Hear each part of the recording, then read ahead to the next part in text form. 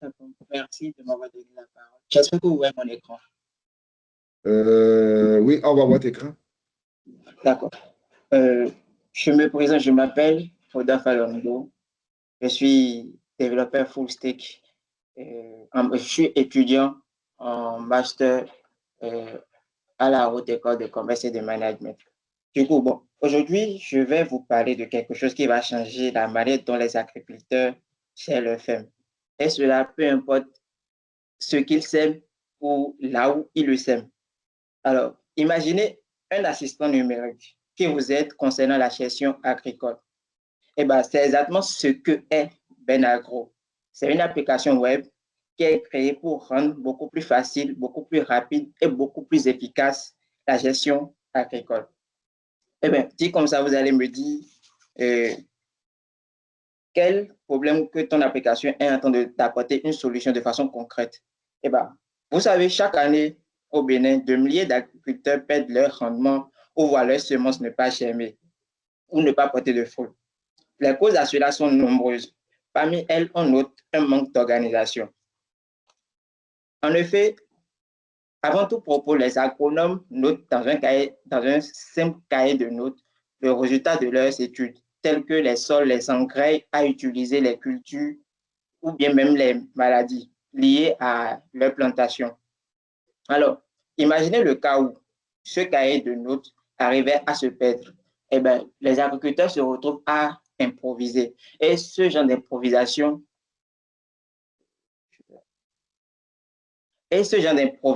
n'est forcément pas bénéfique pour eux. Bon, admettons même que le cahier ne se perdait pas et que tout simplement, ils ont programmé des tâches qu'ils avaient à faire.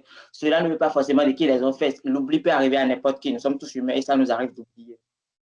Ah bon, voilà un peu les problèmes auxquels Benagro tente de trouver, d'apporter la solution. Eh bien, comment il apporte la solution? C'est simple. Euh, Benagro, déjà, il est facile à manipuler. C'est une application web. Il est facile à manipuler. Et puis, il permet aux agriculteurs d'intégrer les résultats des recherches sur le sol, sur la culture, sur les engrais qu'ont fait les agronomes. Ça fait un. De deux, il détient un système de gestion de tâches ainsi que des alertes critiques liées à la météo. Ensuite, il gère aussi le stock et ainsi que le financement.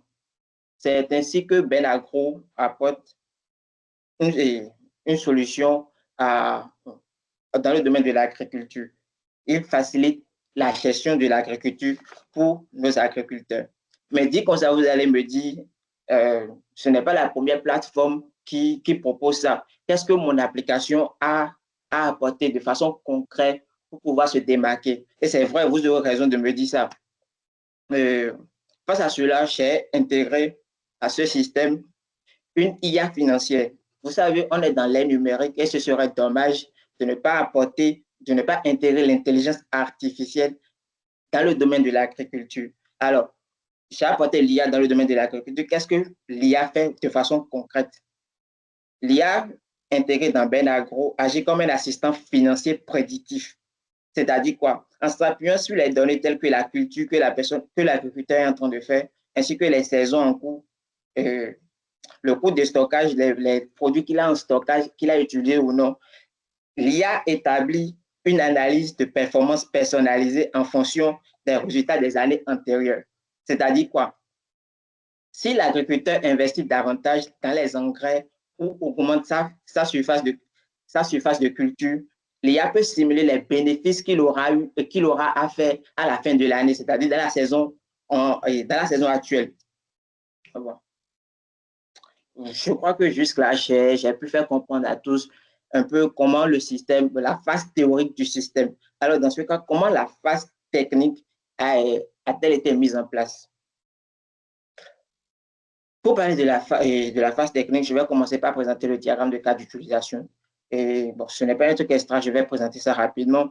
Là, on voit que nous n'avons qu'un seul utilisateur. Nous n'avons qu'un seul utilisateur, l'agriculteur. L'agriculteur, il fait quoi? Il peut gérer les parcelles, il peut gérer les cultures, il peut gérer les stocks, ainsi que les finances. Il peut consulter les statistiques. Par le biais de son tableau de bord, il peut gérer les tâches et recevoir les alertes météo.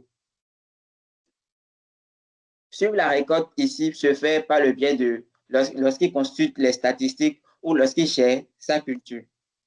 Bon, je passe au diagramme de classe. Bon, le diagramme de classe, je vais présenter ça très brièvement.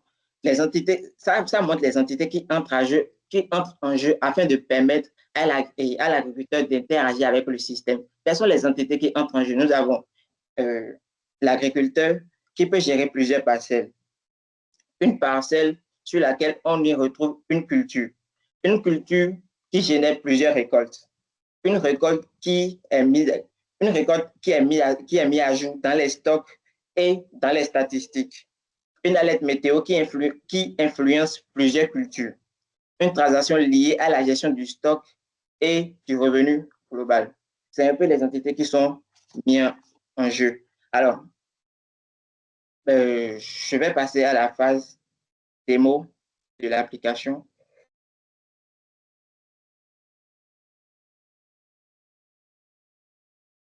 Vous recevez toujours mon écran, j'espère. Oui, oui, c'est bon, allez-y. Oui, allô, c'est bon, continuez. Alors, quand l'agriculteur se connecte à l'interface, il tombe d'abord sur son tableau de bord. Ici, c'est le centre de contrôle. Là, on peut voir la superficie cultivée, les rendements moyens, ainsi que les tâches urgentes à faire. En scrollant un peu plus en bas, les tâches à venir. Ensuite, nous avons la partie parcelle. Je vais venir sur culture un peu plus tard. Nous avons la partie parcelle. Ici, il ajoute toutes les parcelles sur lesquelles... Vous avez encore 3 minutes. D'accord. Ici, il voit la parcelle, il ajoute les parcelles sur lesquelles il gère une culture, en fait. Cette page lui permet d'avoir une vue d'ensemble sur toutes les parcelles qu'il utilise. Ensuite, nous avons la page culture. La page culture ici, ça nous permet de voir d'abord la liste des cultures que l'agriculteur est en train de mener et ainsi que les résultats brefs des études qui ont été faites sur cette culture-là. Et là, il peut suivre les récoltes. Il peut suivre les récoltes qui nous permettent de comparer, qui nous permet de comparer le rendement actuel au rendement précédent, c'est-à-dire celui de l'année tout juste précédent. Ensuite vient la page du stock. Ici, nous voyons tout ce qui est stocké. Et par le biais de ça, il peut gérer le stock actuel, le stock minimal. C'est-à-dire quand il utilise, aussitôt utilisé, ça se défacte de façon automatique. Et enfin, la partie finance. Donc, je vais parler tout à l'heure de l'IA qui permet de faire des prédilections sur les bénéfices à faire. Je vous montre rapidement. Eh bien, en gris, nous avons l'année précédente, les rendements de l'année précédente. Et en vert, nous avons les rendements de l'année qui est en cours. En fait, une prédilection sur la saison qui est en cours. C'est fait grâce à l'IA derrière qui permet d'avoir les données de l'année passée et qui peut faire des prédilections sur la saison actuelle. Les paramètres de simulation sont là au cours duquel la personne peut décider de rester stable, de rester moins truc là où s'il veut estimer la valeur de sa simulation. Merci, je suis à la fin de ma présentation. Les questions sont les bienvenues.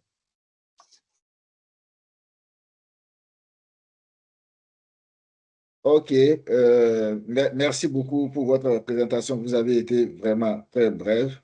Nous allons laisser la parole aux DSI qui sont en ligne et présents avec nous, de vous poser des questions s'ils en ont. Chers collègues DSI, voici le projet Benagro et M. Jima Rodolphe Fadonoubo qui a été présenté. Est-ce que vous avez des questions pour lui?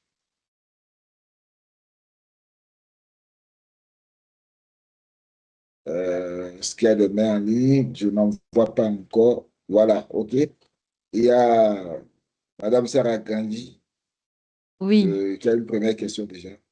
oui. Bonsoir, Monsieur Mohamed. Bonsoir à tous. bravo pour la présentation et pour le projet. Est-ce que vous pouvez nous dire en une phrase ce que votre solution apporte comme innovation? Merci. Ok. Et ce que mon application apporte comme innovation, c'est quoi? Déjà, ça permet aux agriculteurs de pouvoir gérer leurs fermes de façon numérique. C'est-à-dire, ils notent là-dessus et ils voient là-dessus l'application de façon concrète, l'évolution de leur culture ainsi que la gestion de leurs parcelles. Et en plus de ça, ça apporte, grâce à l'intelligence artificielle, une estimation sur les rendements qu'ils peuvent faire de façon concrète dans la saison actuelle de leur culture. Quels sont à la suite de cette question-là, alors, votre réponse m'amène à vous demander quels sont les différents supports sur lesquels l'agriculteur peut avoir accès à votre solution? Les différents supports. C'est une plateforme web disponible en ligne. Voilà. OK. Une plateforme web, ça veut dire que s'il n'a pas, vous avez fait une étude pour voir le nombre d'agriculteurs qui peuvent avoir accès à une plateforme web. OK. Et déjà, la plateforme web, c'est une plateforme web responsive. C'est-à-dire, ils peuvent l'utiliser sur un téléphone aussi. Bon, c'est pas toujours aisé, hein. Il vaut mieux penser également à la version mobile de l'application dans les années à venir parce que c'est un projet qui n'est pas mal. Il serait intéressant d'avoir quand même une application mobile aussi pour pouvoir rendre plus aisée l'utilisation de la solution par les promoteurs agricoles.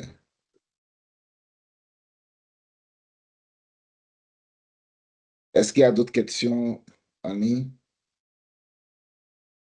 OK. Euh, Oui, OK. rapidement, Il y a Mohamed, Eman. Oui, Eman. puisque Oui. justement tu as abordé la question de la techno, en restant sur l'aspect techno, puisque justement on parle d'agriculteurs, donc on parle de personnes, enfin d'individus qui seront dans des zones généralement, bon, parfois enclavées, ou en tout cas où l'accès à des connexions de bonne qualité vont être un peu difficiles. Est-ce qu'il est prévu, je sais pas, un mode déconnecté? C'est-à-dire que, C'est-à-dire, si parce que là, si par exemple l'agriculteur n'a pas une connexion, est-ce que il a quand même accès aux données, notamment les données de stock, c'est-à-dire la situation actuelle, voir, c'est-à-dire est-ce qu'il y a une gestion en mode non connecté? Les données pourraient être rafraîchies une fois qu'il se connecte, mais est-ce que, bon, je comprends que là, si on est sur une page web, enfin un accès web, donc ce n'est pas le cas. Donc, il faudrait peut-être penser à ça. ok, l'idée, c'est de pouvoir permettre à l'agriculteur d'exporter les données en mode essai. Mais avoir accès à la plateforme hors connexion, là, bon, je n'ai pas encore eu à réfléchir à ça. Ok, d'accord. OK. C'est un aspect sur Maintenant, lequel il faut que vous ouais, réfléchissiez. sur la partie IA, puisque vous avez beaucoup, enfin, j'ai vu que vous avez insisté sur l'IA. Alors, pouvez-vous, voilà, vraiment, parce que moi, j'ai vu de la BI, pas forcément de l'IA, dans ce que vous avez présenté. Est-ce que vous pouvez revenir un peu sur les aspects où vous avez vraiment impliqué l'IA, embarqué l'IA dans l'outil? Comment ça peut partager mon écran? Parce que vous avez parlé de la capacité de l'outil, hein, de faire une comparaison entre la saison actuelle et la saison passée. Bon, pour moi, ça reste de la BI. Euh, OK. Et là, c'est suivant. Bon, je vais sélectionner une durée. Là, on est sur 6 mois environ. OK? Et les données en gris et le graphe en gris là montre les données de l'année précédente. C'est-à-dire, bon, c'est l'année précédente, c'est les chiffres virtuels vrais qui ont été réels, qui ont été faits au fait. Maintenant, sur cela, ont été fait une stimulation en fait, sur laquelle je passe ma ok, souris. ok, OK. Et, ben, du coup, bon, si je décide de régler le paramètre de stimulation, j'essaie de descendre de moins de 30% par exemple. et l'évolution des charges, j'essaie de descendre également, puis je lance la simulation.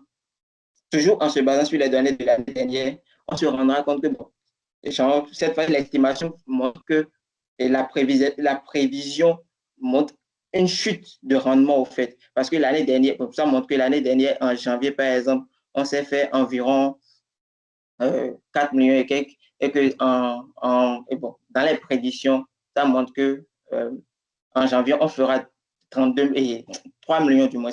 Et quelques. Du coup, c'est souvent une simulation. Si vous le regardez beaucoup plus, ça vous donnera une simulation. Donc, l'IA se base sur les données de l'année dernière pour pouvoir donner une simulation et je ne sais pas si vous comprenez, et se base sur l'année dernière, les données de l'année dernière, les cultures que vous êtes en train de faire actuellement, pour pouvoir donner une simulation de votre saison, du rendement de votre saison actuelle.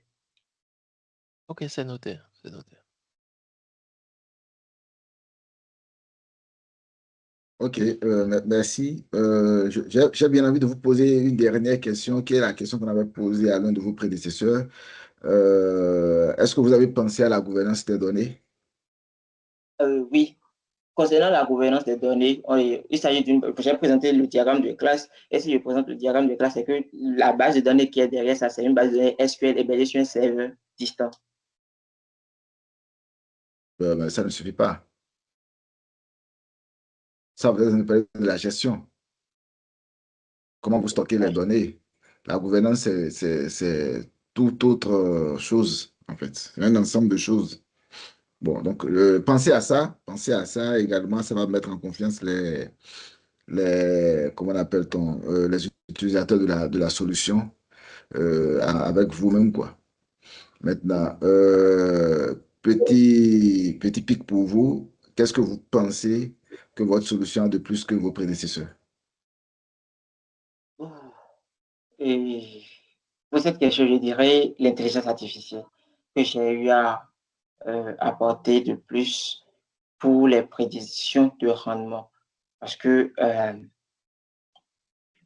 savez, les investisseurs, tout ce qui les intéresse plus, c'est le chiffre d'affaires qu'ils peuvent se faire, au fait. Les autres aussi en ont parlé, hein. Monsieur Abdelabou en a parlé.